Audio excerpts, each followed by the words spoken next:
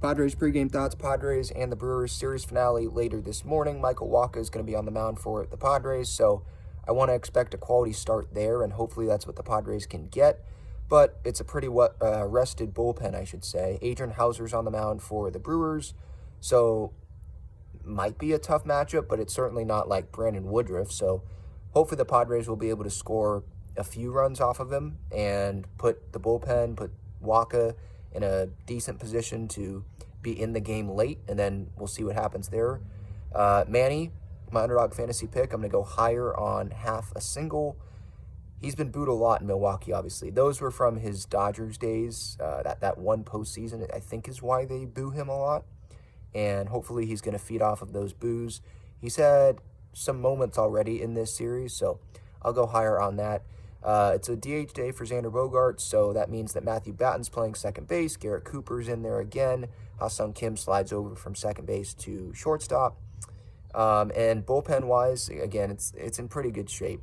So Nick Martinez, he hasn't pitched in a while. Won't be surprised if we see him.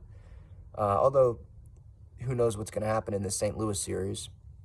And then Josh Hader, he's had 3 days off. So will we see him today in a closing situation, or if the game is tied in the 8th inning or something? Like, will they decide to use him? Because if the Padres lose today and the Nats win, the Nats are ahead of the Padres in the standings. I don't know if the Padres really care about that, but that's another bad look on this 2023 season, that the rebuilding Nationals are already tied with you going into today in the wild card standings.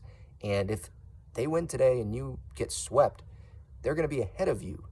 So do they want that to happen? And then just them want to be mathematically continue to still be alive. And if they lose today, I think they're still mathematically going to be alive. I don't know the exact date when they'll be mathematically dead, but non-mathematically, I think we all already think that this team is dead. So again, like I said yesterday, it kind of feels like we're just watching the spring training games. So just trying, get a win today, Padres, so that we can be a little happy for like 5 minutes. And then when I do my live show on YouTube after the game, we'll go back to not being very happy, because we'll be looking at the big picture things, right?